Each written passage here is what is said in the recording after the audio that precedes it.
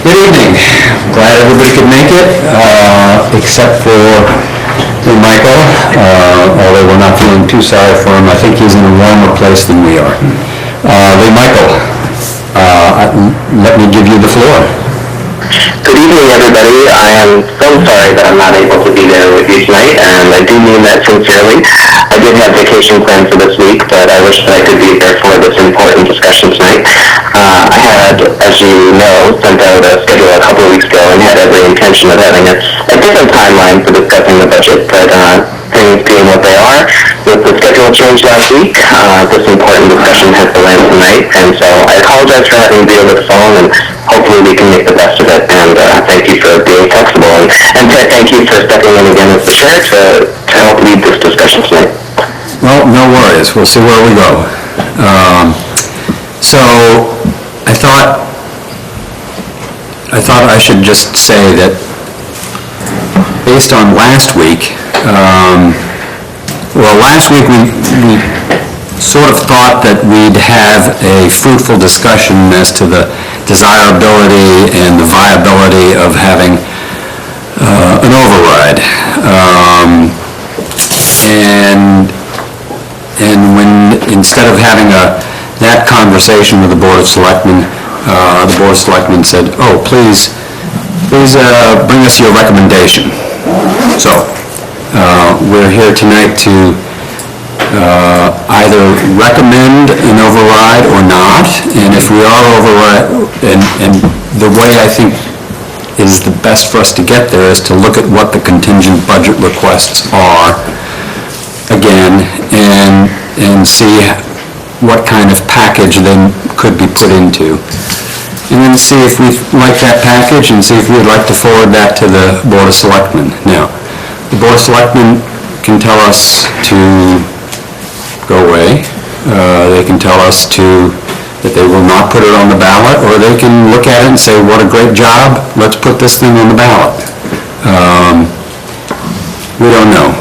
It would be nice for us to know before we have to put things into print, and so we'll see. Their next meeting on March 8th, and this will be in front of them.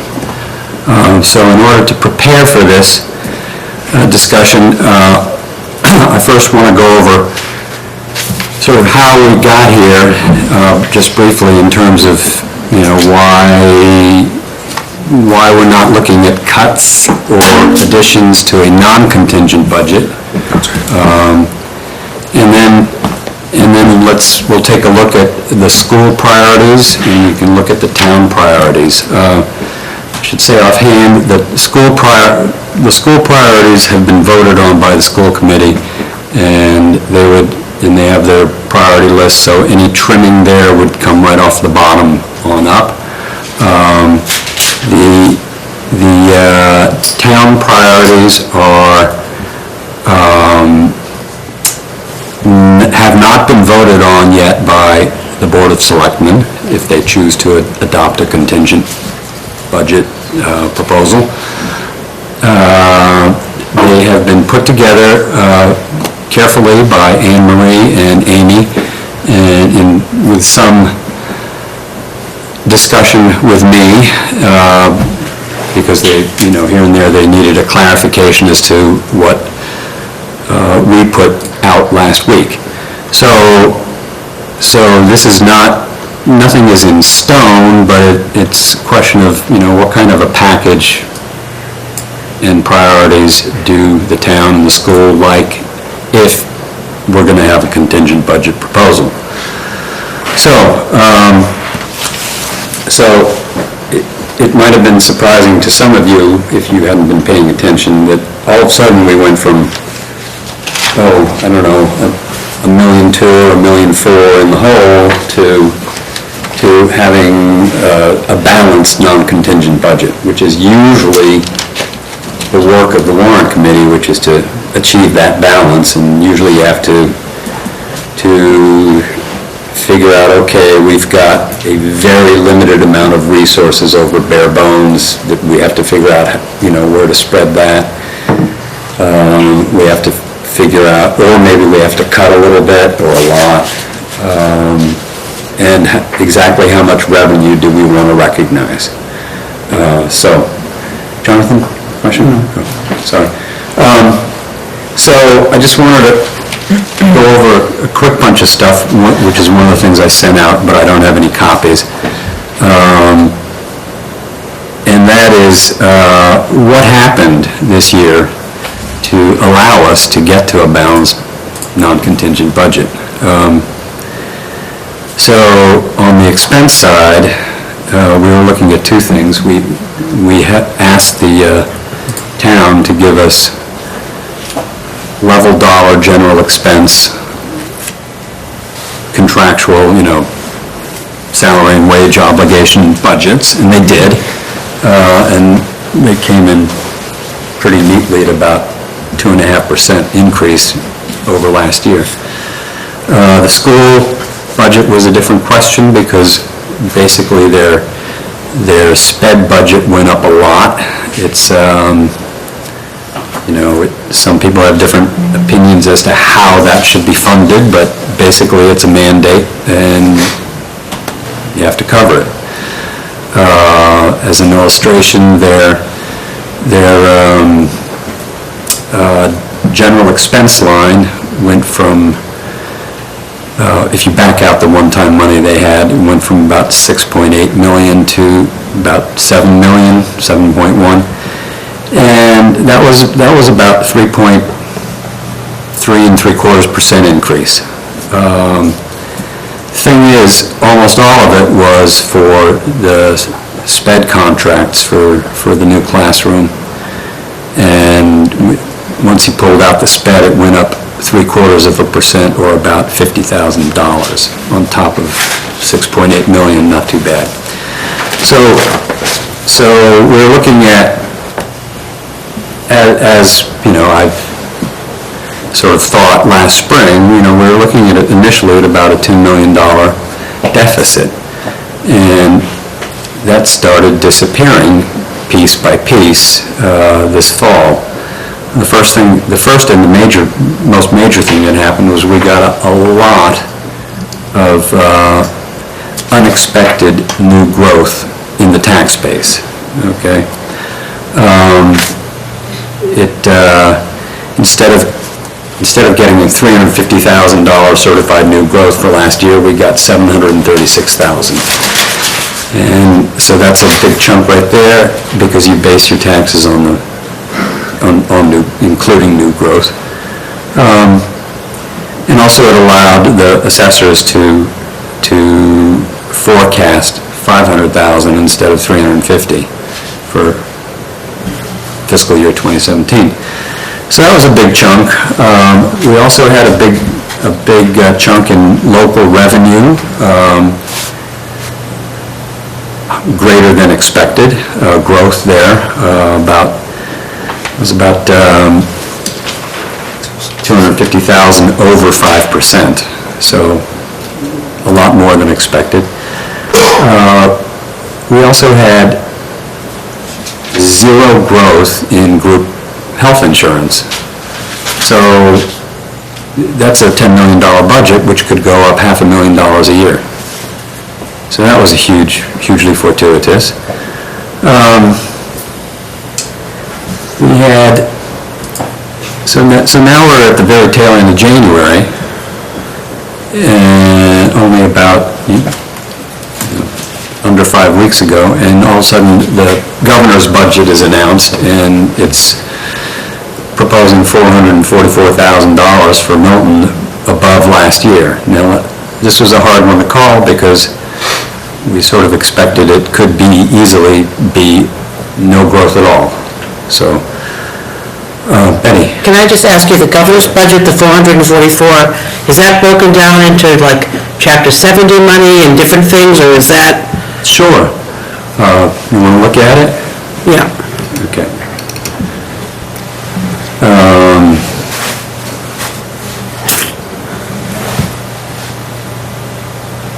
Well, there's two major categories. First of all, I got to find my cherry sheet budgets. All right, hang on. There we go. So half of it is revenue. okay, or aid, actual aid, okay, and that's broken down into Chapter 70, which is coming in at 242,000 greater than last year. Okay. Okay. And all in all, it's coming in at 362,000 in greater in aid, okay? So what else happened? Well, we also have assessments against that, okay? So we have 9 million in aid, 3 million in assessments roughly, so about 6 million net. Well, for it to go up 444,000 is pretty good. Assessments came down by $82,000. So it's the combination of those two things. We think probably that the assessment number is good because the assessments are pretty much formula-driven items. And we hope they didn't get our formula wrong and discover something later. We think Chapter 70 is probably solid. If the House were to whittle away at something, it might be local aid, and that's 120. I don't know how much of it they would. It'd be a little hard for them to come back to their constituents and say, oh, well, we had to whittle that down, but who knows? So is this a solid part of our revenue? Maybe. It's as good a guess as any, and guess what? The next vote on this, isn't going to happen until after town meeting, actually. We're not even going to get... A couple of years ago, we had a wonderful thing. They did a conference committee, and we had the conference committee of the House Senate before the warrant had to go to print, so it was very solid. This is up in the air, obviously, but what else are you going to go with? You could hold back on it. Betty? Just one more question. Maybe trying to remember the name of it, but haven't we been getting pilot money for the fact that we have so much land that's part of the Blue Hills and non-taxable? I know Senator Joyce had gotten some money in the past for that. I'm just wondering if it's on one of those lines or if it's still a part of what we get from the state. Okay. I can't read that. Is that what it's called? Yes, okay, sorry, I can make this a little bigger maybe.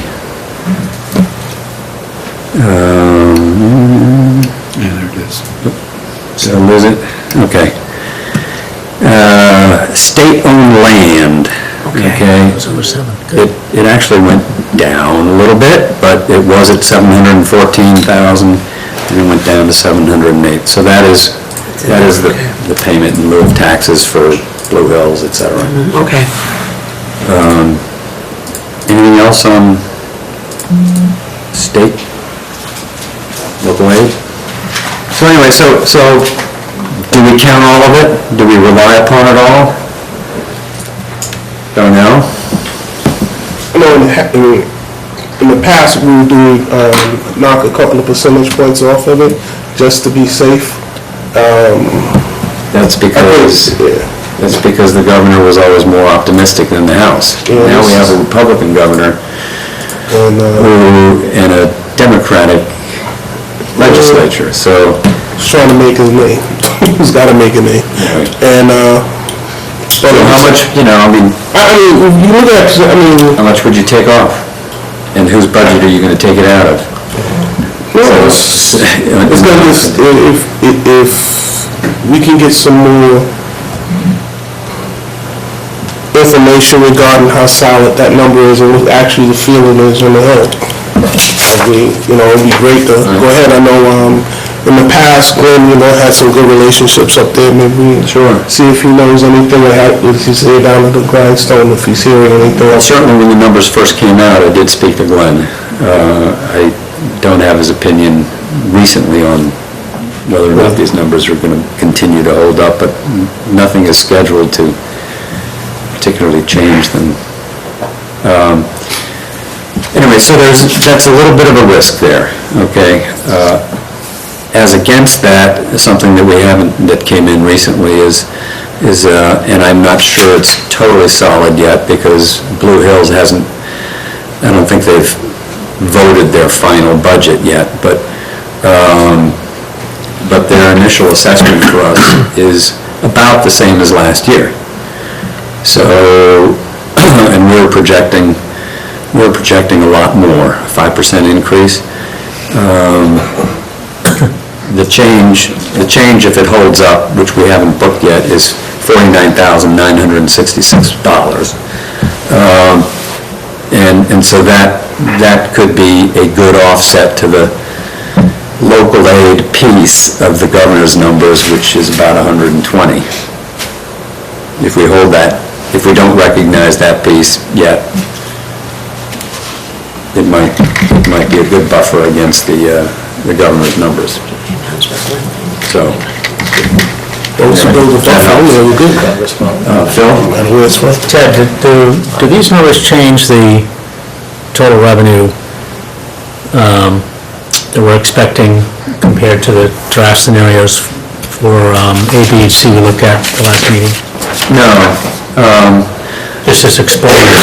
The scenarios, the scenarios you have the full 444,772 of the change in the governor's So this doesn't change the three scenarios we're looking at? It does not have, no. I haven't recognized a change in the Blue Hills assessment yet either. Well, not either, but I haven't recognized that. They're coming in on March 16th, and I think by then they'll be able to tell us if that's solid. But it is it can be a hedge for you, Darnell, against the solidity of the local aid numbers. Yeah, and I said, just so we build something in there so that we're not shocked and surprised if something big happens. Yeah, well, you don't, I mean, if it didn't come through, then all of a sudden, what do you gotta do? You gotta cut somebody's budget you already said had it, so that's no fun, so. So anyway, so I think we could probably recognize the revenue that we're projecting now. I'm not sure. But we don't have to vote on it yet. The main thing we have to do tonight is figure out what we want to recommend to the Board of Selectmen in terms of an override. But I want you to understand, any bits of the revenue piece first, so that you're happy with that. Do you want to go to the revenue sheet in general? I mean, we've got taxes, Phil? Are you telling us that this is the evening we need to make a decision about the scenarios? It would be handy. We could probably also do it Monday. But I think we certainly want to get a look at the possibilities tonight. Look at each budget line item and make sure nobody has a question about it, and take a look at the overall package. I'm just concerned that it may take the whole evening to do that, and then members might need a few days to think about it before they actually vote one way or another, but that's why I wanted to know if it had to be done tonight. Well, it wouldn't have to be done. We could reconvene on Monday, but then it would have to be done on Monday. I mean, it's March. We need to, apparently the selectmen would like us to send a message to them. They're convening on Tuesday the 8th. And it would be nice to know what... But again, we haven't had a lot of discussion. No, we haven't. And there's a lot of discussion to be had. There is. So if we can get past the revenue piece, that would be good. I guess the next thing that hit in terms of revenue, or the whole budget picture, fiscal landscape here, is that the Stormwater Enterprise Fund was voted in at special town meeting, and that has taken $575,000 off the expenditure side. And then the final two pieces are, we were projecting $150,000 for unemployment, and we can lower that back to the sort of normal 100. We had it higher because we were expecting layoffs.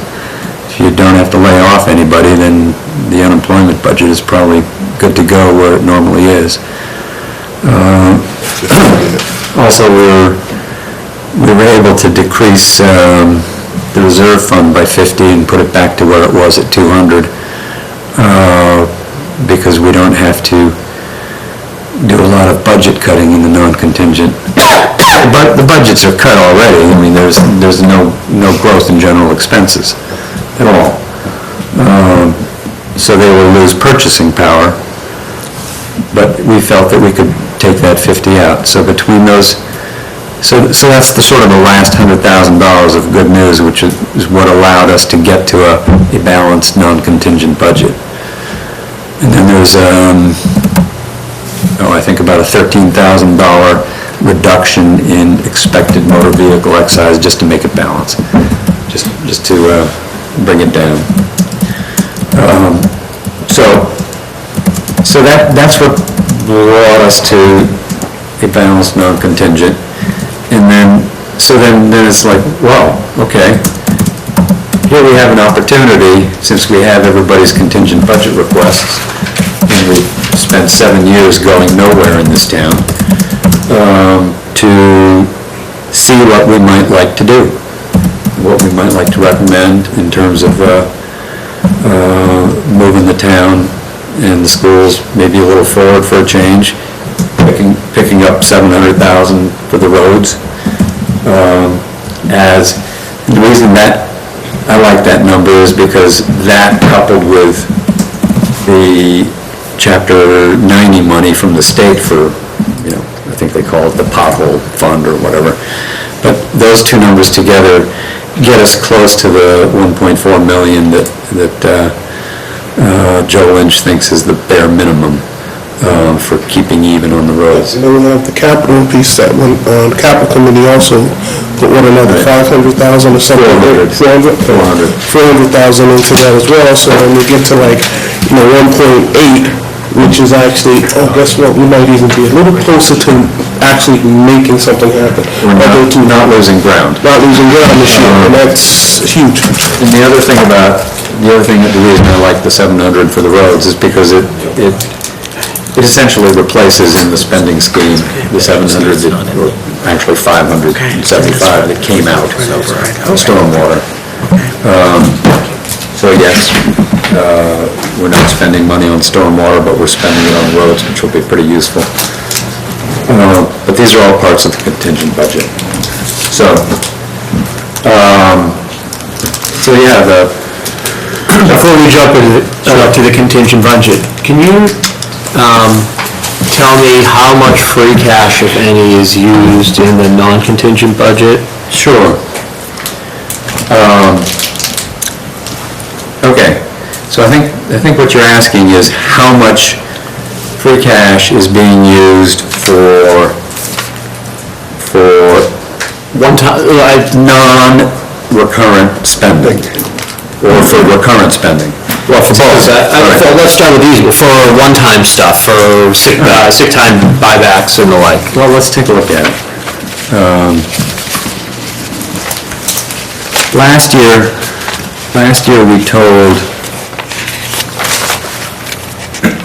the consensus opinion was, hey, we can squeak by if we use some free cash for operations.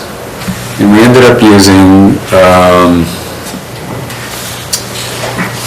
thinking $543,000 of free cash for non-one-time items. Non-one-time items to prop up spending, okay? And we also said, okay, and we also cut budgets in order to get there as well. And the idea was, okay, we are never going to be able to do anything like this again. the rating agencies don't particularly like it. It's not something you want to get in the habit of doing. And we will propose an override next year, especially to restore funding for some of the school positions that were cut, et cetera. But anyway, so this year, proposals for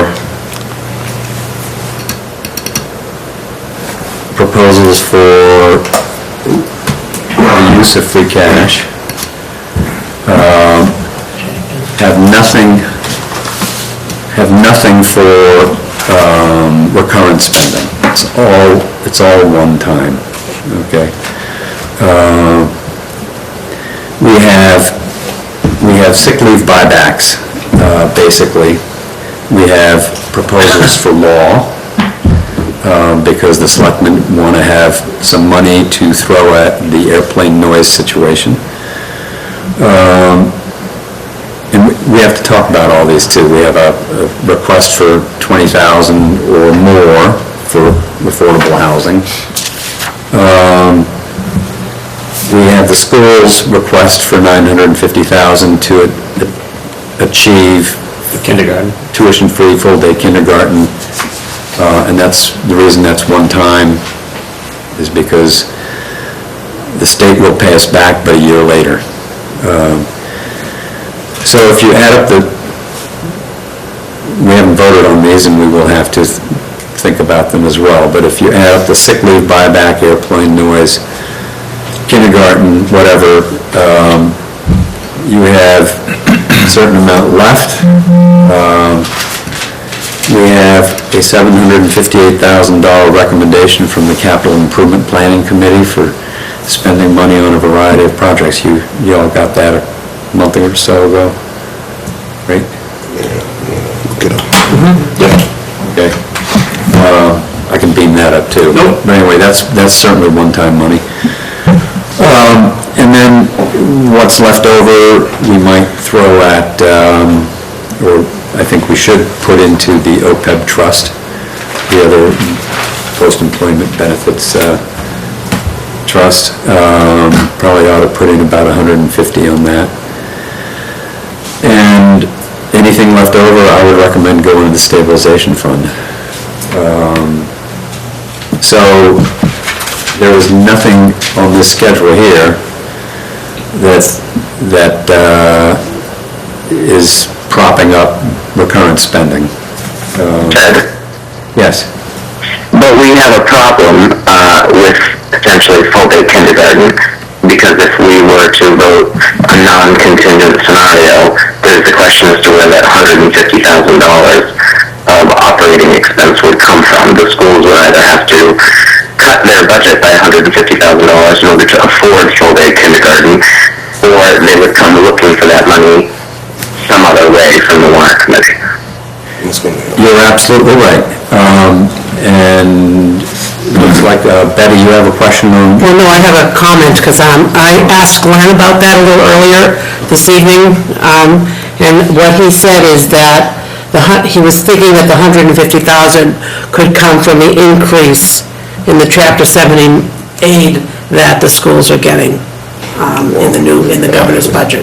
Well, that's just what he said. That was what he said. Yeah, but, Well, that's interesting. Okay. Darnell, did you have a question? no, I would say, see, again, like you said, that's interesting because, again, it comes through on a Chapter 70 number, as far as from the governor's budget and everything. But again, it comes into this total spending of the general town. fund. I General fund understand. spending, so, the lock-in, it says Chapter 70 money, and so it should automatically go this way. And like I said, whatever we vote for, we vote for. Well, no one's saying automatically. No, I'm just saying, I'm saying to make a commitment, because we sat here the other night and we asked them, and talked with them about, you got $950,000 sitting on the table. You might have to go find that, the rest of that. And we said that. I mean, we brought that out In fact, this was asked, I think, 3 times. That night. Lee Michaels, I think, asked that question, let me get this straight, what he's saying, when he was there, you know. So, I mean, so, if we're not doing override, it's all dollars on deck, basically, and figuring out what we're gonna do and where it's gonna go. And so, Okay, well, Lee Michael is absolutely right. If, since we're looking at this one-time spending sheet, I have the kindergarten in there, both in the non-contingent and contingent budget scenarios, okay? The schools have requested an additional, okay, start over. Full-day kindergarten, the transition will cost $1.1 million, okay? We will get $950,000 of that back on a regular basis, but it will require an additional investment of $150,000.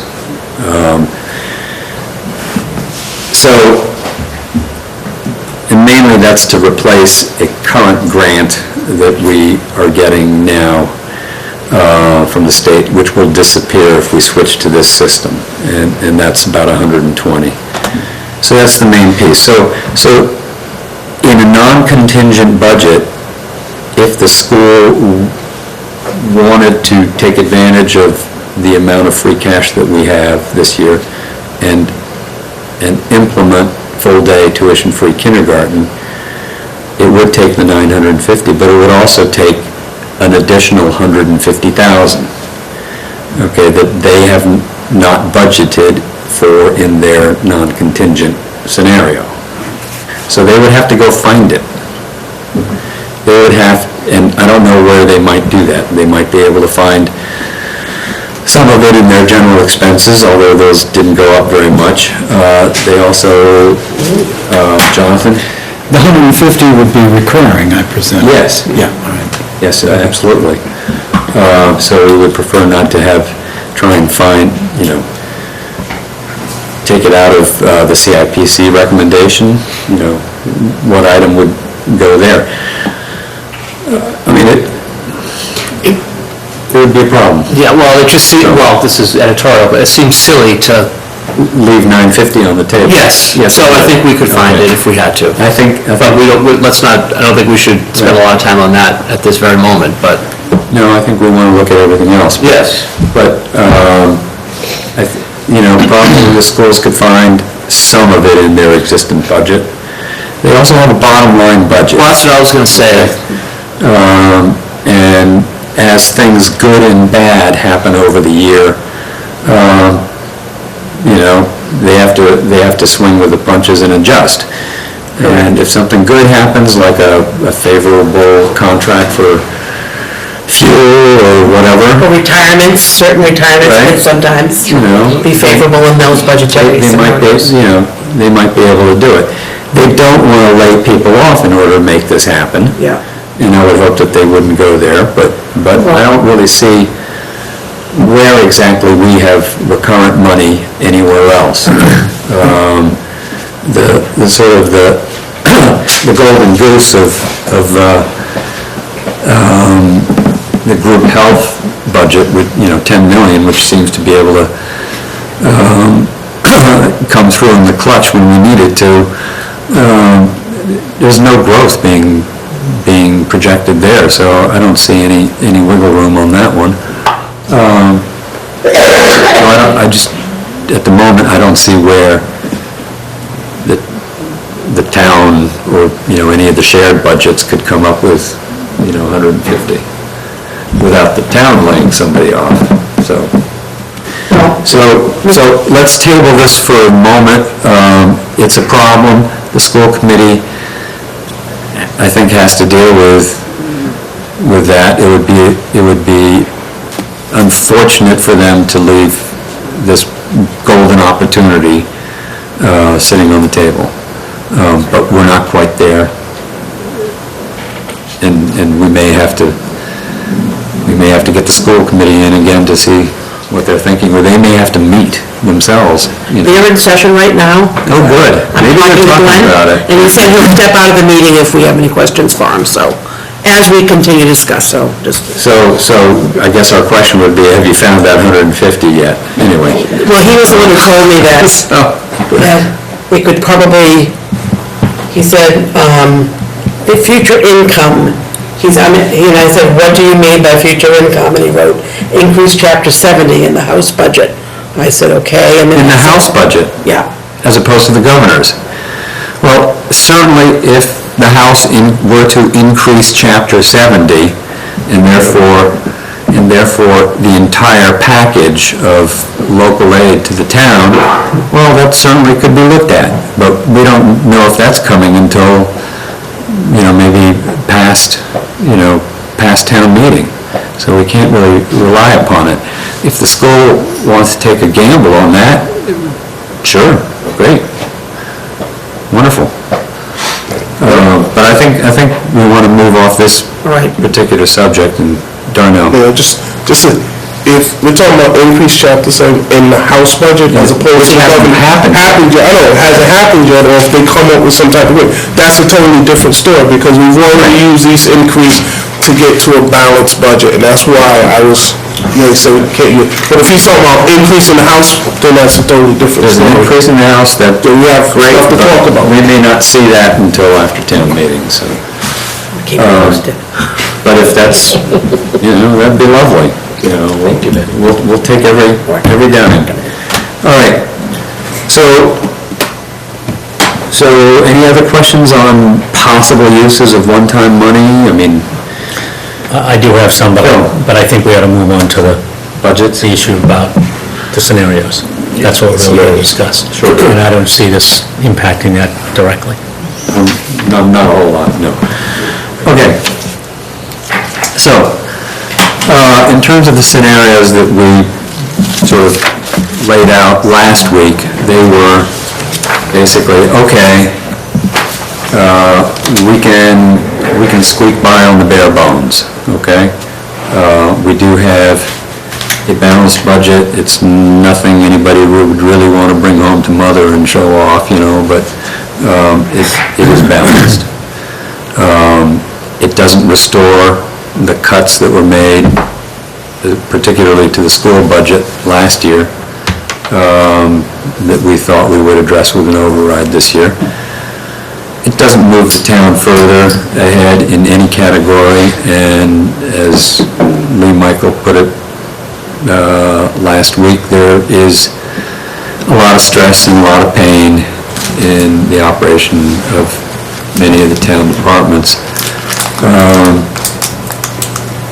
And none of these things, we don't have any extra funding to say, okay, here's money for a police officer or a maintenance assistant at Consolidated Facilities or any of that stuff. But, so basically one scenario of the three is to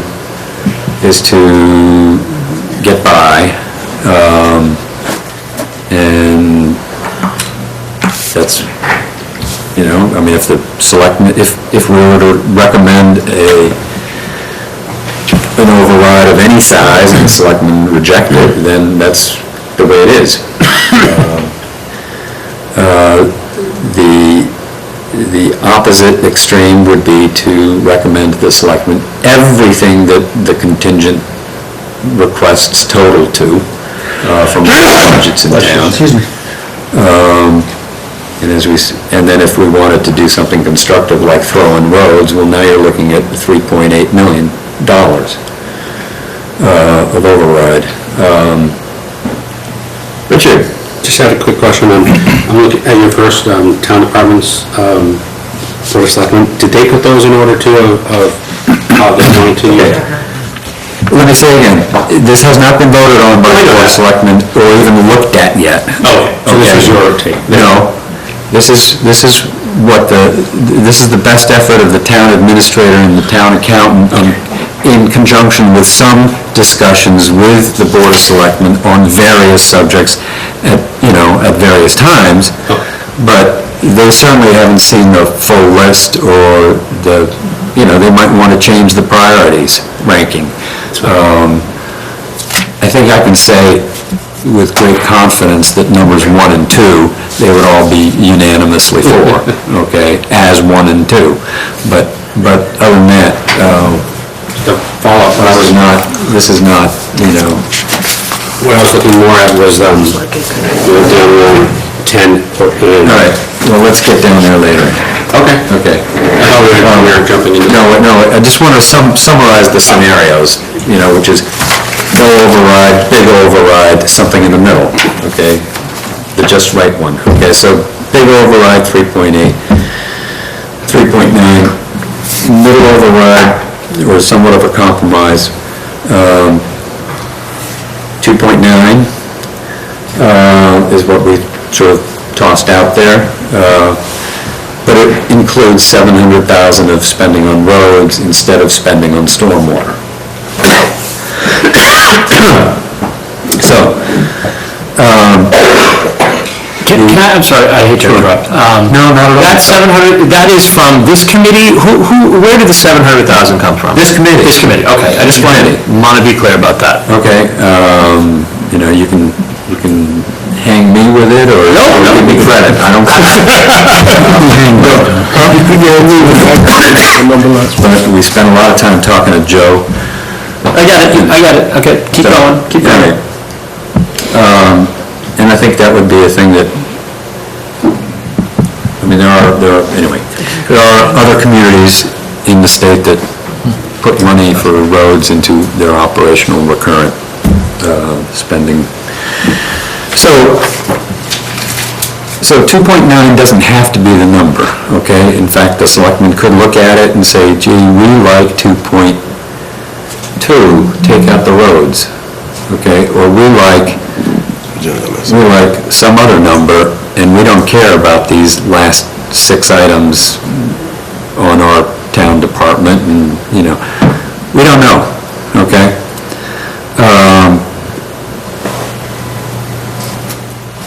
As far as our recommendation might evolve, okay, to the Board of Selectmen, you have to start somewhere, okay? And you have to look at the contingent budget requests of all the departments to see if they have merit, see if you want to do something about them. So, I think, I don't know if you want to look at town stuff first or the school priorities. Either one is fine. Any opinion there? The school is shorter if you want to just look at that first. You all right? Okay. So, I think we're all familiar, well, certainly from last week, with their presentation. This needs and priorities sheet actually, I've been assured that if in a proposed contingent budget, that they would, if we didn't propose the entire sum that they were looking for in a contingent request, that they would trim from directly up from the bottom. They wouldn't reorder their priorities, okay? So initially, when we were just trying to put something together that ended up with rough parity of spending, contingent spending between schools and towns, and also rough parity in terms of additional full-time equivalents being added. We suggested 186,000 off, because that's the equivalent of 3 full-time equivalents for the schools, 62 times 3. But then when we looked at, I looked again at their additional items in prioritized order, the last item is not for 107, that's not part of their request. So you'd be looking at, 30,000, 62, 45, and 62, for a total of 199. And that's not, it cuts 2.5 FTEs, so their contingent request would go from 8.5 to 6 full-time equivalent people, and it would drop from 978 to 780,000, basically. Okay?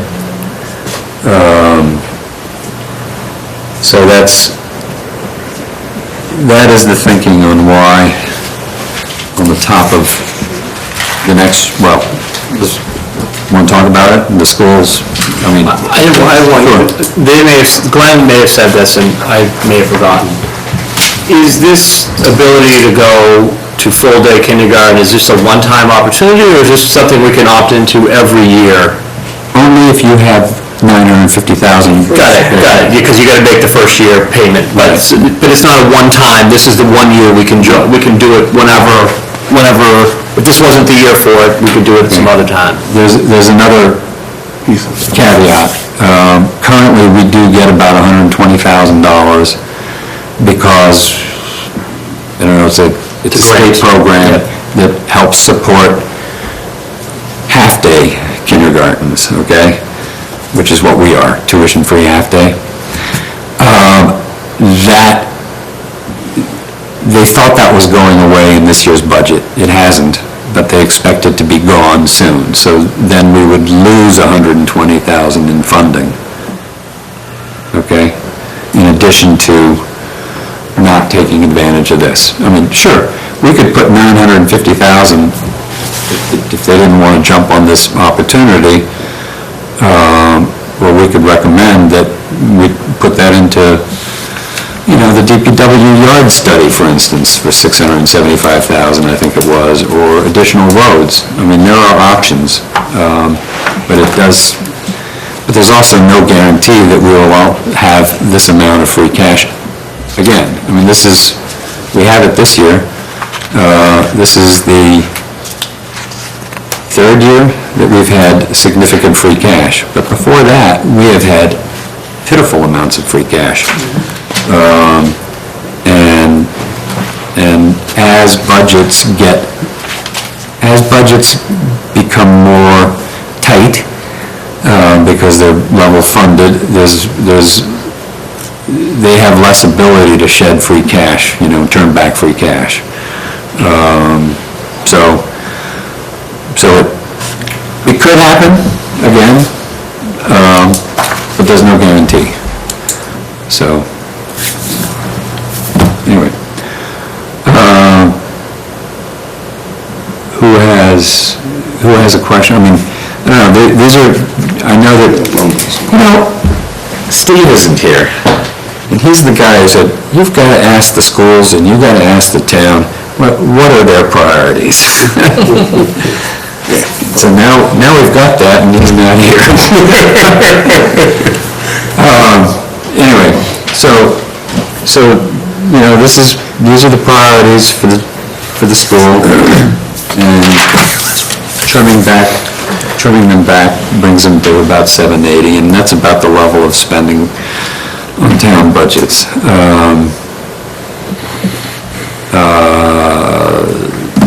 Actually, it's more. It's still more, actually. But at any rate,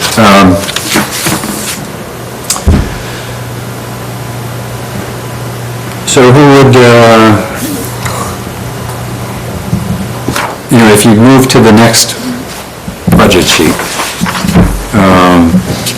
it'll show you on the school line that I've put in 199,000. Okay, so that shows you what's coming down. So basically, you can see that in the top little box, the complete contingent operating requests with 3.9 or 3881002, those are all your operating requests, contingent requests. The proposed cuts listed in the middle bring it down to 2.939, 242.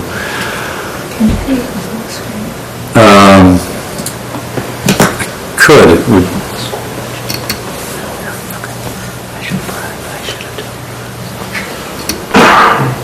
Maybe. Is this because I ran out of juice here?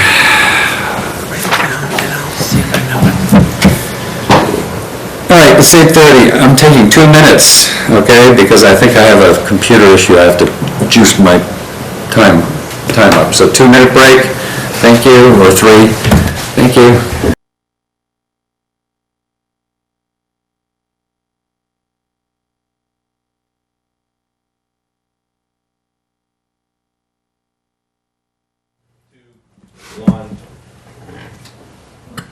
Okay, we're back. Sorry for the interruption. We're powered up now, in case anybody wants to look at any of this on the screen. So, during our brief break, had a suggestion that we start discussing the total packages rather than worry too much about what's in the packages. I mean, it's the priorities of the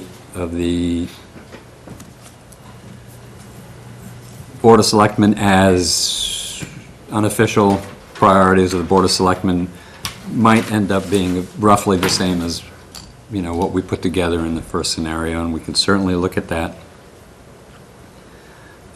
in detail if you want, or we could talk about the relative merits of a middle-of-the-road override recommendation that versus everything or versus nothing. I think it would be important to look at some of this stuff briefly, just so that you know what's in it, and what isn't. So, but at any rate, certainly the code enforcement officer and an assistant town administrator are the top 2 priorities for the Board of Selectmen. But I don't know. I don't know if you want to look at any more of this or get right to a discussion of the viability, desirability of one scenario versus the other. Okay, Lee Michael, we're discussing the total scenario packages. Yeah, I'm following along. Okay. So, my feeling is that we have an opportunity here to suggest to the selectmen that they put a middle-of-the-road, or scenario C, override question to the voters of the town, and see if the voters of the town want to increase the capacity of the town to deliver services that, you know, they all think would be a good idea, or often think might be a good idea. I think it would improve services in the town, improve the schools, and I like putting it forward. Will it succeed? I don't know. I don't know if its success is, you know, if you think it might not succeed, does that mean you don't try? I don't know. I think you try. I think you try and move the town forward if you can. Anyway, Darnell? Yeah, well, like we talked about before, last year we sat around the table and we're talking about all these cuts and the cuts to the different departments and everything else, and let's gut it out for one more year, all right? And we did that. The schools took a big hit. They lost a lot of positions and things last year. You know, the police department went another year, fire department went another year without staffing up and doing the things they needed to do. We had other boards and departments throughout the town who were also looking for personnel who did not even have a sniff at making that happen. And that's been what's been going on literally for the past 5 years throughout this time on this committee. I think we made a couple of tacit promises that we will try to address that next year. We made that when the schools came in. We're going to gut it out one more year. Next year is going to be an override year. It has to be an override year. We can't keep living like this. We'll try to pick up those pieces next year. We sat here with the police commissioner and did the same dance and talk with him and you know, and everything about needing to, we know we need this, but this isn't the year. There's not going to be a flavor for it or whatever.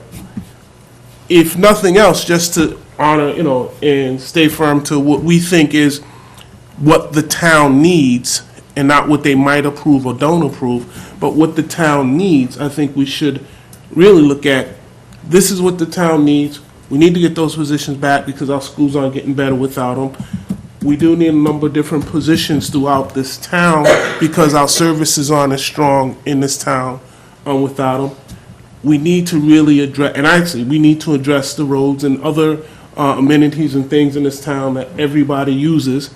And we have to have some type of plan or whatever to make that happen. And we don't have that we don't benefit ourselves as a town, as a group, making recommendations to the town, hiding away from those realities. I think if we basically believe it as a board that we need better roads in this town, let's say it. If we know we need those positions back in the classroom and across the school board, we need it. We know what the Board of Selectmen and town administrators coming to us with here, and we have it right in front of us, their needs, code enforcement and everything else. Let's state that, and then let the town decide whether they want to go with this or not. To sit down and just say, oh, well, we could balance the budget or whatever, without doing this or that. Yeah, but that's starvation budgeting. We need to basically say, this is what the town needs, this is where we think the town should go, and let the townspeople decide whether they want to do this or not. That's pretty much what we're here to do, you know, and and let's put the onus on the Board of Selectmen to make a recommendation based off of what we truly believe what's what the town needs. And not just, well, we did this and let's starve another year and, you know, we ducked that one. I mean, I'm sorry, that just doesn't fit. Excuse me, Darnell. Yes. I just wanted to point out to Ted, you know, I don't have the advantage of knowing who's raising their hand in the room and who has additional questions or comments, but you know, we heard basically how Ted feels about what you do in the situation that we're in now. And Darnell obviously has had a pretty consistent position for a long time. And I made my case last week in front of the Board of Selectmen and the school committee and pushed pretty hard for something like a scenario C by going through the pain that I saw in all the department budgets and in the schools, et cetera. And I'd really love it if we could run around the table and quickly get some feedback from each of the Warrant Committee members to hear where they are on how they'd like to fund the budget this year. Are you leaning towards some sort of a scenario that would give us money through an override if approved so that we could allocate out to some departments that are in need, or do you think that we should take a different route and go with a non-contingent scenario? Because, you know, as we said earlier, there's a lot of discussion about getting into the numbers or whatever, but if there isn't an overwhelming feeling in the room that one of the scenarios that leads to an override is the right thing to do, then we're going to have a very different discussion. So I'd love it if we could run around and hear from everybody. Great idea. Brian? I don't have the benefit of history like most of you folks have, but I'm fully on board for an override. In fact, I lean more towards scenario 3, the 3.9. That might be unpopular with folks, but I think we should, if you're going to bring it to the town and have them decide, bring everything. Bring the whole thing there. This town, I think, we have a great opportunity. The demographic profile of this town is changing. You see that in the new growth that's unanticipated since November. That's not gonna continue happening unless you invest in this town. And this is, I get the sense just in the limited time that I've been here, that these folks have been at this table before and have had these discussions before and have had to go back and had these difficult conversations and layer in the opportunity that the school has this year. I think we have an obligation to bring this to the town and let them decide, but it's, to me, it feels like people have been on a shoestring budget for a long time.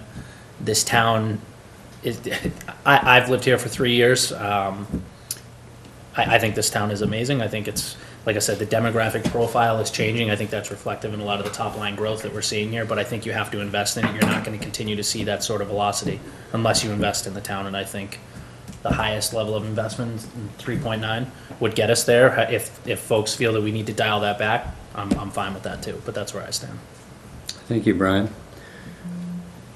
So I'm going to be a coward and not give I'll hear the things that are going on, things that I'm considering, and I'd love to hear. I've never been through an override kind of. It's been a while. It's been a while, so I voted for them and against them over the years, but I haven't been on this side of the table. So I'd be really curious to hear from some of the people who have experience. How it happens. What are the considerations in a situation like this? I have a couple of thoughts. One, I do agree with Darnell. I was very encouraged last year when the school committee, the board of selectmen, the warrant committee, we all kind of said, we're going to get through this year, and next year's an override year. I mean, we've been saying that for a year very consistently. And so I do think that we're kind of obligated to restore some of the stuff that we cut last year. On the other hand, the stormwater fee, that is going to be an additional cost to people who live in the town. So that, I think you're going to get some pushback from folks saying, that is a tax, even though it's a fee, and that's going to be in addition to, your regular property taxes. That's a kind of an add-on. So that is, and my sense is, based on the selectman's comment last week, is, they're pretty satisfied with that, and being no, kind of pressing need, no real cuts. That's all they're going to support. That was the impression I got from his comment last week. So I haven't made my mind up yet. I think I'd like to, kind of go through the evening and hear what other people have to say. Thank you, Chuck. Betty? Okay, we're not going alphabetically, I'd like to go last. Okay. No, only kidding. I support an override. I echo what everyone else has said, and I certainly think that, listening to all of the town department heads that have come in here and made their cases for what they're able to do and what they're not able to do, the list of what we're not able to do is getting longer and more expensive, and I think it's time to try to address some of those needs that so many of the departments have. And so I don't know, I think that your full override, I don't know how realistic that is. I sort of think that the scenario C is probably going to be more realistic to get the voters on board. But I do think that we have to make a case for what the needs are, spell them out, and let the voters decide. So I do support an override at this time. At this time, I strongly believe that an override is needed, what everyone has been saying.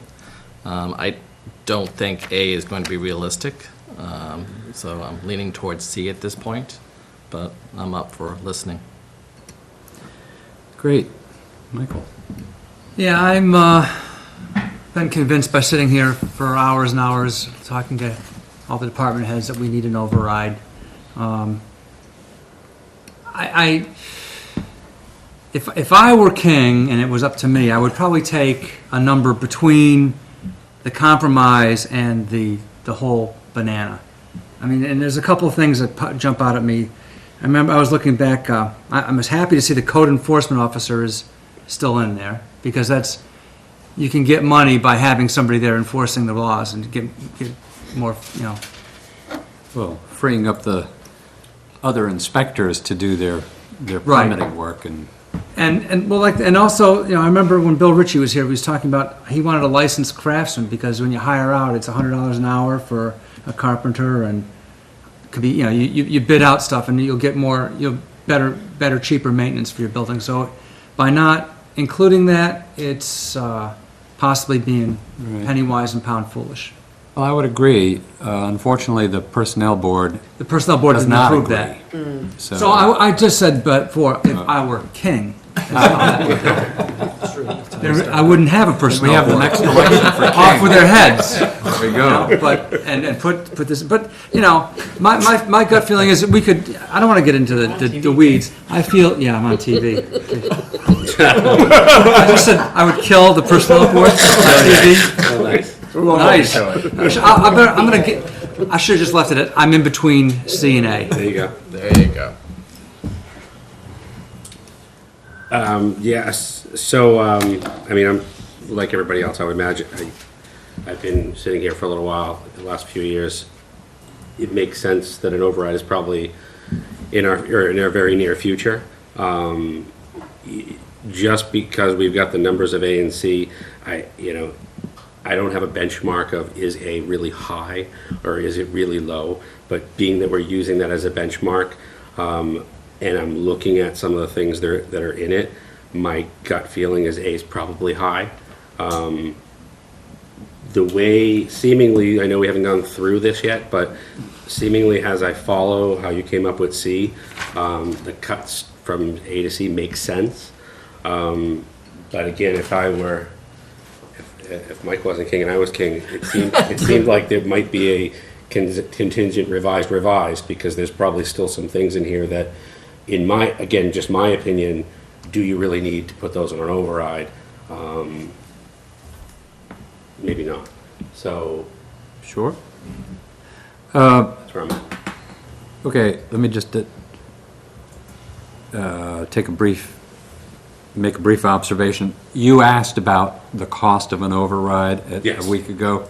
Okay, we did distribute this sheet from the assessor when we had the assessor here, and I was wrong. I said $83 per million if your house is valued at $400,000, assessed at $400,000. It is $72 per million. Okay. If your house is valued at 400, or 90 if your house is valued at 500. If your house is, apparently the average value now, it'll be $115 per million. Just to add on to my comment, if you don't mind. Please. One of the reasons why I asked that, I mean, like everybody, you're trying to gauge, your personal, what does this mean to you, or what you think of other Sure. people? And I think everybody wants to see the town move forward, but not everybody is in their 30s or 40s or 50s working and doing, making, Tell me about collecting a it. paycheck, right? We have we have elderly in the town that are on a fixed income, and so $150 adder to your taxes can be a lot of money.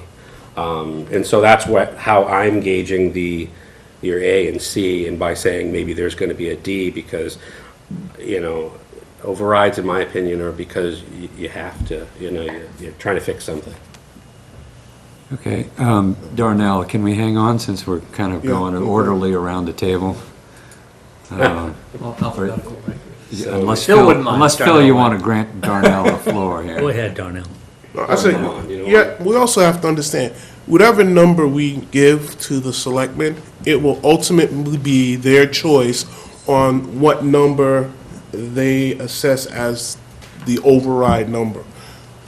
So I say we give them our best guess to do what the town needs, and then if they decide to trim it or do nothing with it, it allows them to do that. And that's what I say. We offer our best suggestion and then let them decide ultimately what they want to do with that number.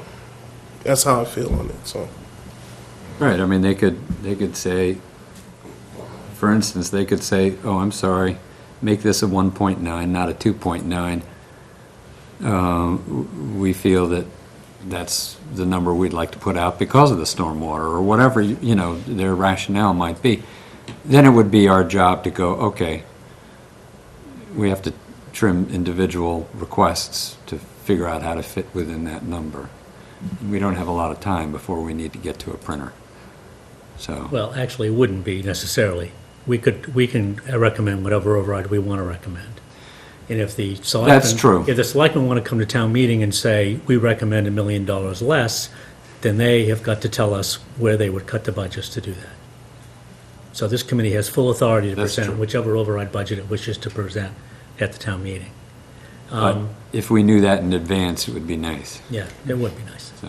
I don't know if I can look at Betty when I say this, but I've favored and worked for every override that this town has had, with the exception of the first one in '98.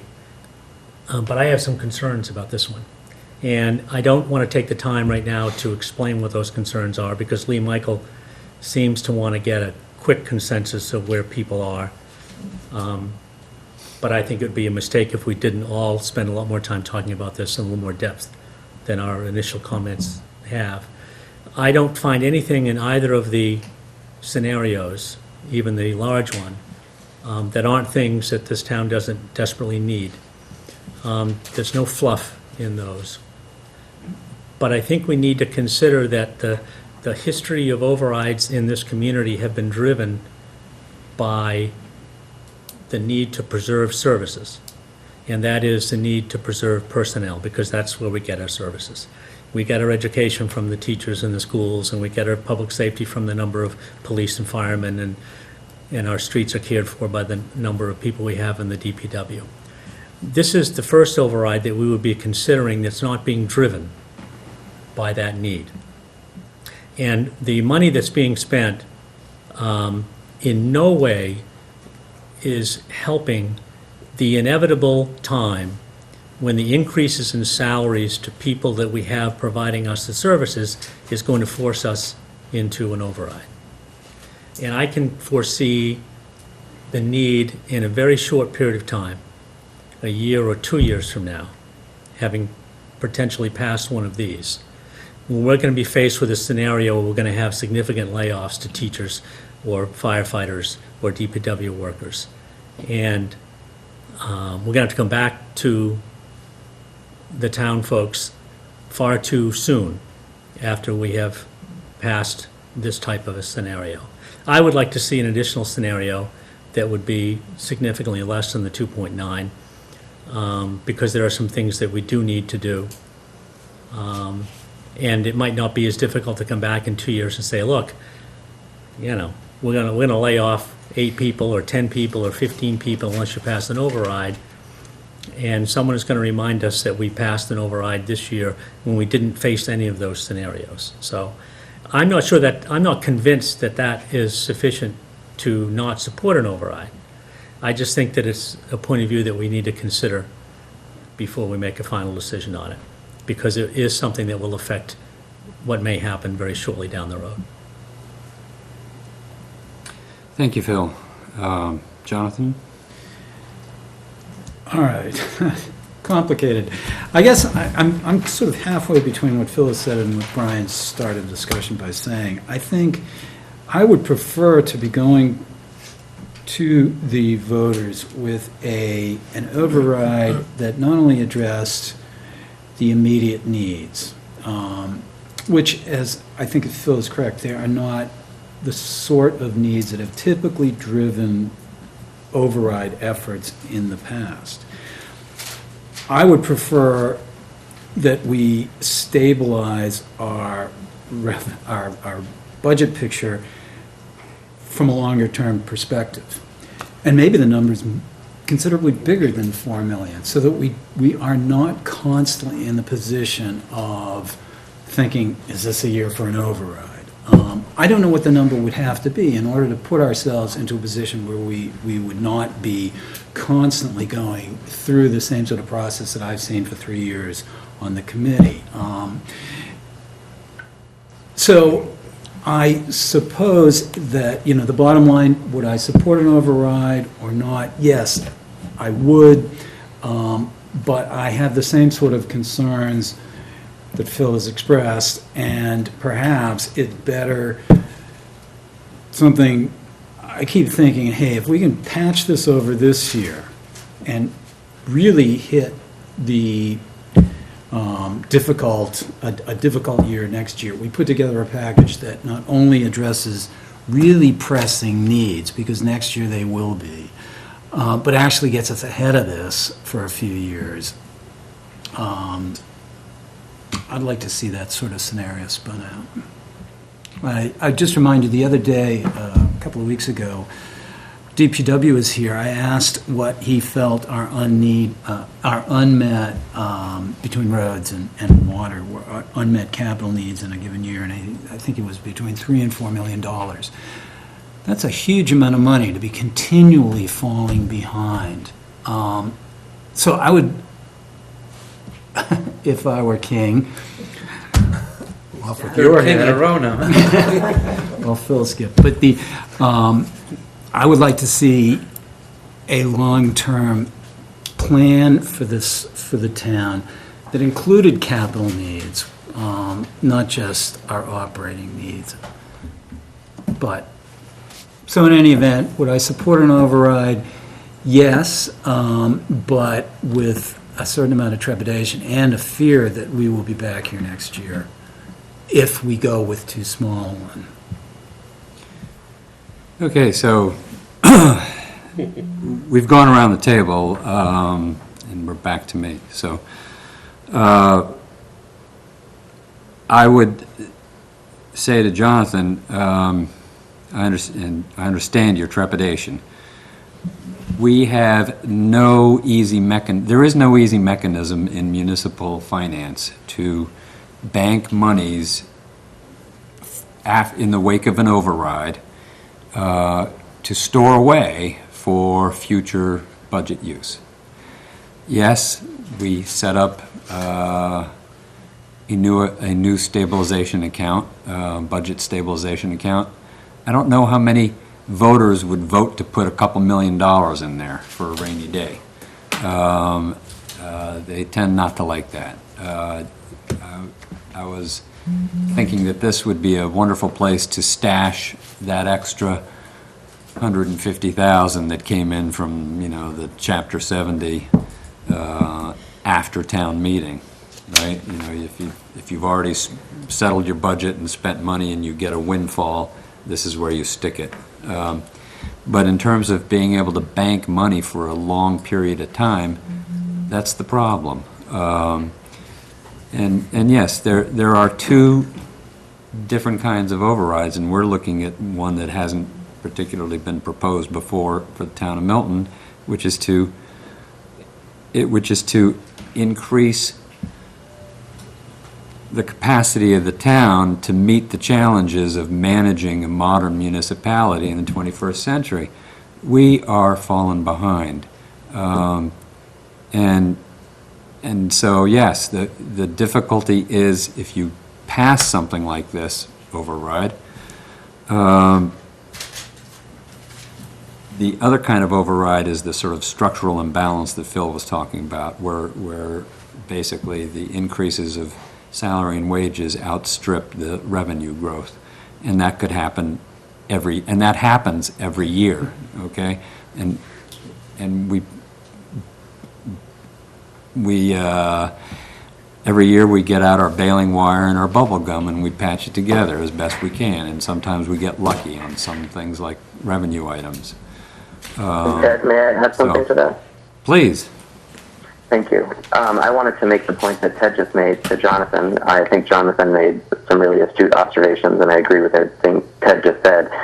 And also, Jonathan was building off of some comments that Phil had made, and I agree with all of the comments that Phil made as well. I think that there is a good possibility that we'd be back before the voters not too long in order to get an additional override. We've had several people who have come before the Warrant Committee over the years who said, why don't we do smaller overrides more frequently in the town rather than go for enormous overrides that you're not really sure are going to pass every longer periods of time. So one thing that I would say to Phil is that the number that we're looking at now in terms of moving Milton forward is a much more moderate number than if you were to wait until you had an emergency on your hands where you were looking at a significant number of staff cuts and wanted to move Milton forward.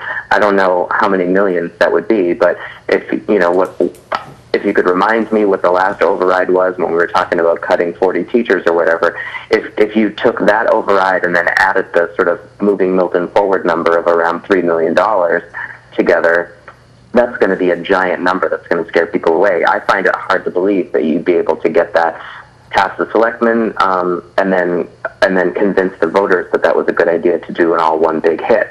So I kind of like the idea of doing it in separate numbers, and don't think that coming back in a couple of years to the voters is a bad thing. I think that that's probably better to space it out like that.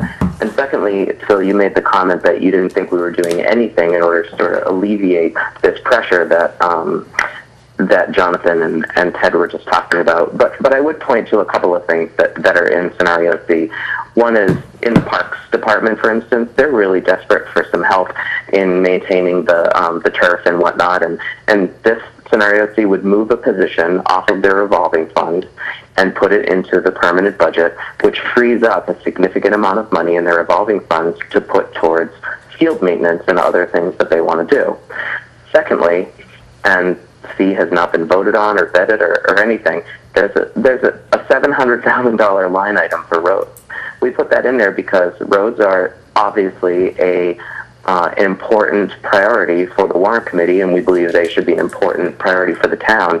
But if you were to have to cut your road budget in a future year in order to keep from laying people off, that could give you a little cushion to try to put off an override for a certain amount of time. I'm not saying that I'm trying to store money in a roads budget. I absolutely want that $700,000 to go towards roads every year, and I want to be able to fund our budget appropriately. But if we had to go look for some money, that's a place where we've created some elasticity in our budget, which would be a little bit of a release valve, or could be a little bit of a release valve that wouldn't be cutting bodies. And there's a couple of other spaces that are like that I discussed with Ted when Ted brought the same exact concern up to me last week. So I do think that there are some spaces where we address that, but totally agree that municipal finance, the way it is, does not allow you to easily squirrel away money to stave off overrides. Well, I think it's going to be hard to sell a line item for roads without sticking to it.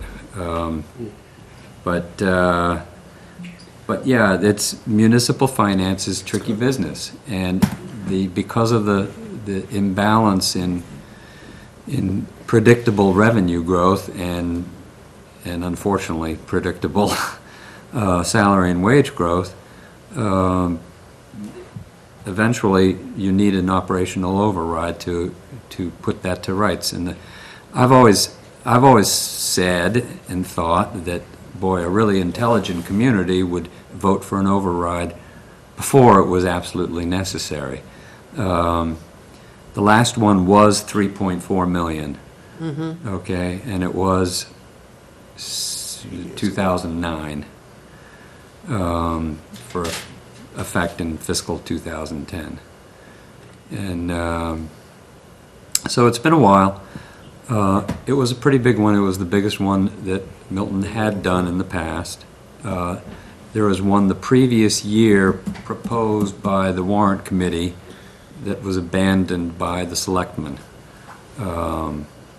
So we could recommend something to move forward, and it might be abandoned, or it might be modified, or it might be endorsed with open arms. Who knows? This is a chance to move forward with the realization, and I think this is key, that yeah, we might be back for the old-fashioned kind of bailout override. Okay, I got Brian and I got Darnell. And this is going back to what Phil had said a little bit earlier. What's the workflow for what we send to the Board of Selectmen in terms of, so do we go with a number and they kick it back to us and say, dig into the granular details and allocate, or is it more Phil's methodology, which is we dig into the details, we have all the supporting backup, if they push back, we're then able to be nimble and turn that around, and then what's the appropriate, I just want to know what the workflow would be there for whatever we present.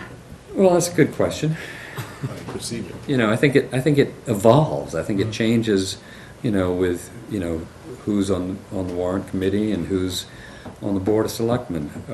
But ultimately, it's our recommendation. I guess The how problem robust is, our the problem is, the only person who can put an override item on, the only entity that can put an override item on the ballot to take it to the town is the Board of Selectmen. So we can recommend a way, but if they don't buy into it, it's not happening. As far as the workflow, I thought we were going to have a discussion last week about the kind of discussion we're having right now in this room, but having it last week, with the benefit of the school committee and the library and the Board of Selectmen present. That didn't quite happen. We were told to, bring them a recommendation. And maybe that's the way it should be. We know the budget's better than anybody else, frankly. And we've also had, ringside seats as to what's been going on in the budgets. So. But at this point, it seems like the recommendation that would be necessary to the Board of Selectmen is the bottom line number, not the numbers for each individual budget. So to answer the question, I think the Board of Selectmen are looking for us to give them an overall number, and then we would have the opportunity to allocate the funds that either we requested and they approved for an override, or if they were to lower the override, of course, we would have to go back and look at where we would be allocating those funds if an override was approved to the individual budget. Yeah, I think that's about right. And, so our recommendation, doesn't have to be tonight. It could be Monday, although that makes it tighter. But I think, I take Phil's point that, sitting back with this won't kill us. Although everybody's got to agree to write some comments. Because it is getting tight. And anyway, Darnell. Yeah. No, to what Brian said, and Phil was asking about the number. We had this year very interesting meeting with the Board of Selectmen, and all the boards coming together basically did their 5-year plan.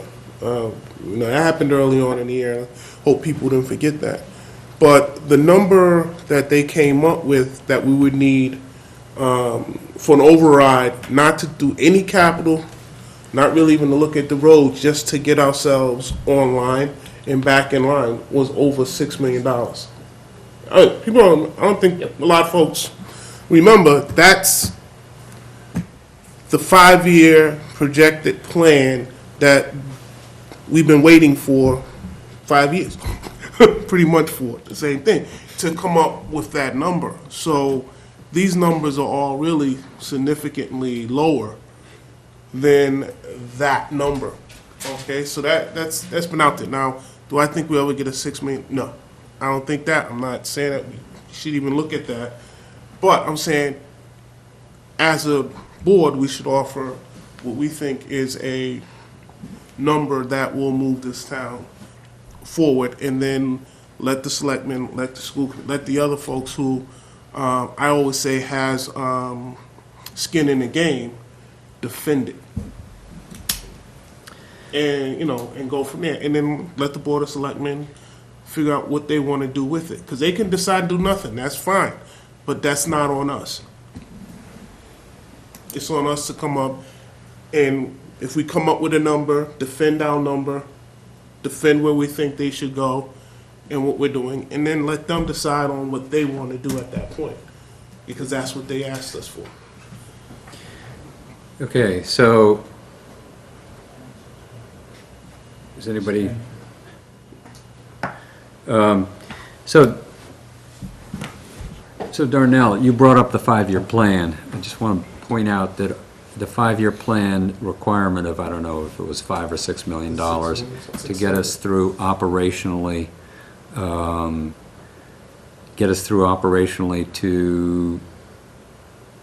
through 5 years. First of all, it didn't have capital in it, you're right. It also didn't have things like the stormwater utility being taken out, okay? It didn't it had regular conservative projections of growth and local aid, okay, best you can do. It did not have the addition of another $2 million of salaries, okay, built into it. And that was, Okay. and I understand that. So if you need 6 and you move forward on this one as well, add those two together, that's what you need over the next 5 years. That number, and again, Ted, that's exactly what I'm trying to state here as a point, is that we are falling behind. So, consistently falling behind. So, we need 6, really, probably 7.5, and we're asking for maybe 3. You see what I'm saying? So, Yep. if you look at those numbers, it's not, do we need an override? Yes, we need an override, all right? It's just, at this point, what are we willing to pay for as a town? And I figure we offer a suggestion, and after we offer that, our suggestion, our best guess on what will help us take that step forward, then if, our Board of Selectmen or whoever decides that that's not the number they want to go with, then I would say, no, that's fine. But we, as a group, looking at the numbers that we say we are probably more adept at viewing and have a better holistic picture of what's going on in this town, should make that decision and say, hey, this is what we think should happen. That's what we bring to the town, and then whether the town at the ballot box agrees with it or disagrees with it, then they accept what the contingency, the non-contingent budget states, you know what I'm saying? So, Well, it's I true. think that's what we have to It's true. to do. This is an override that is totally different than other ones. Other ones are sort of disaster scenarios that say, oh my God, if you don't pass this override, town's going to go to hell in a handbasket in no time at all. This one is like, geez, for once, couldn't we get ahead of the curve a little bit?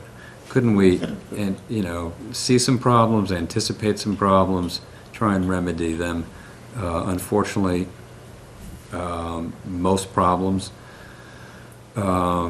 need people to solve them, so you're hiring people, and that's expensive. But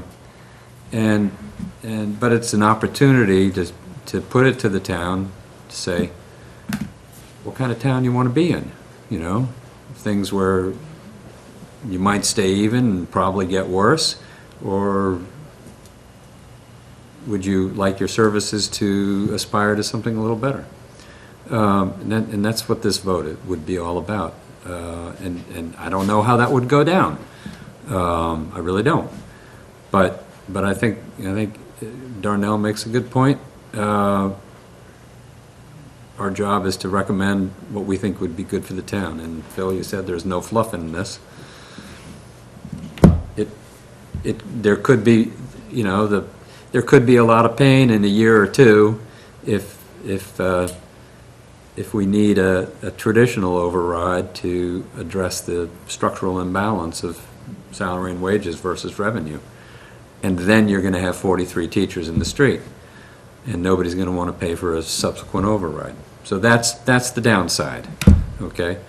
But I think the upside is, start a conversation anyway, whether it passes or not. Start a conversation about what the town needs and where we could go. And if you don't put something out there, then you don't have that conversation. So, I don't know. Richard? Just a quick one. The new positions on the town contingent budget page that you have? Yeah. Those new positions, those are the salaries of those positions, but is there any other expenses for those positions that Yes. could be in here? Yes, and they are. Oh, they are, okay. It's a group insurance. Is that it? Well, over time, there will be an impact on the retirement, okay? Health. Group insurance would be the... Group insurance is your Blue Cross Blue Health Okay, family perfect. plan, Okay, so that's that, okay. $18,000 a person, roughly. So everything else would come... If it's elected, okay. All right. I mean, that's the big fringe benefit. Right. That is not associated with a salary or a department. It's the group health budget, $10 million. And so that's why that item is there in the contingent budget for $285,000. Okay. That might be slightly overstated, but it's hard to tell. Should buy robots. So, There you go. so I take it we've been around the table. We have fairly significant support for an override. We have some definite reservations about the wisdom of putting this forward, knowing that we might have another one down the pike, or not very far down the pike. We also have some thought that it could be bigger than 3, some thought that it should be smaller than 3. I do kind of like Phil's suggestion that we sit on it. I know that might not do much for you, Lee Michael, but I think we ought to come back Monday. Would you like to add anything, Lee Michael?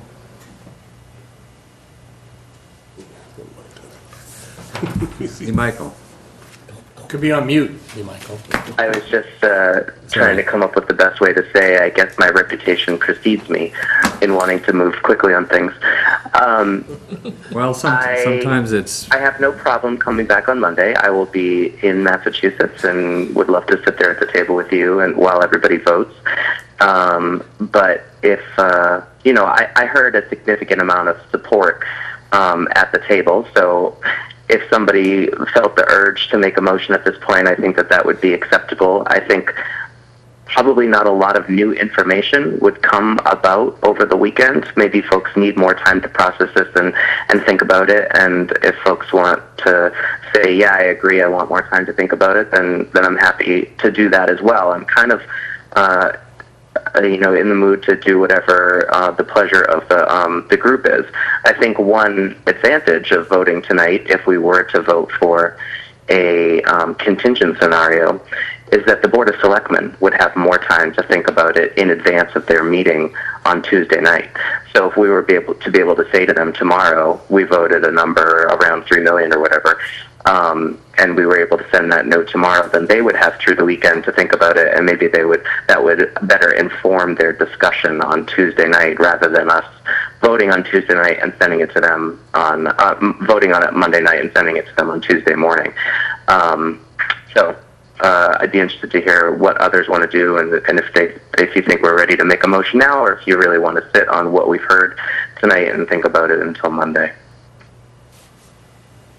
Well, I'm not, we got a bunch of hands. Okay, Phil went first and Chuck is second. I very much want to give the Board of Selectmen as much time as they need to think about this and discuss this. More importantly, I want to give this board as much time as we need to think about it and perhaps discuss it a little more. This is an important decision. We had the budget scenarios a week ago handed to us, but we haven't spoken one word about them until tonight. We've been here now for 2 hours. I don't think that giving the selectmen 48 or 72 hours more by taking it off of our time to think and deliberate is the wise way to go. Thank you. Chuck? I'd like to make a motion to adjourn. Well, that's not the usual. It's a subtle line. Steve's not here, so. Okay, so I haven't heard a second yet. Well, let me ask you a question. So, Do we okay. have more to discuss other than this tonight? We have nothing else on the agenda other than this. And I certainly would want to complete as many, answer as many questions as necessary about any of the items on any of these priority lists, or anything else. But we could also refresh ourselves. Okay, one quick question. Darnell? Quick statement. For Ted and Lee Mike, I'm sure y'all be talking with the members of the board at some point in time. I would inform them, so they have time to look at it, that, we are strongly in favor of recommending a override number in the $3 million range, which includes the 700,000 piece of that of the roads. And just have, like I said, we're gonna do further discussion on that on Monday to try to narrow down what we think about, but across consensus of this board has been that we want to put something forward. And I think that gives them a chance to, like, come up with their own scenario and ideas, and we have a chance to refine our own ideas on Monday. Darnell, I think they could get that impression from having watched the video of this meeting so far and hearing where people said that they would stand. But I wouldn't feel comfortable telling them that we're leaning towards the $3 million until there was an actual vote on it, because, people may talk over the weekend and their minds may change or whatever, and so until we weigh in with a vote, I wouldn't feel comfortable letting them know anything other than what was stated in this meeting so far. Mr. Chairman, I second the motion. Thank you. We now have a second to the motion to adjourn. Any other discussion? No? Meeting is adjourned. In favor. You all had a vote, yes, yes, we No, vote. but it was unanimous. Yes. Thought I was on my phone for a second. I would be Okay, readily